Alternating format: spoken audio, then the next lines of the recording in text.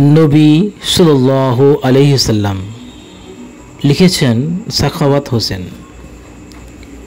যুগে যুগে অন্ধকারে যখন ছায়া বৃদ্ধি পেত, হৃদয় যা জানত তার দ্বারা শৃঙ্খলিত হতো।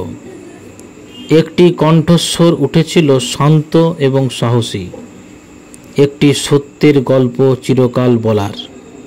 তিনি রেশমি সুতোর পোশাক পরে হাঁটেননি, কিন্তু সাধারণ পদচারণায় ধুলো বহন করতে পারতেন।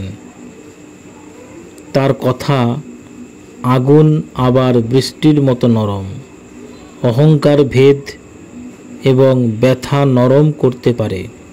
তিনি নম্রদের শিখিয়েছিলেন তাদের শক্তি আগুন। তিনি হারিয়ে যাওয়াদের পবিত্র নাম দিয়েছিলেন। তার কণ্ঠস্বর ভোরের মতো দৃঢ়, তাই অন্ধকারে তাঁর আলো ঘুরতে দিন, যে নবী পৃথিবীকে আলোকিত করেছিলেন।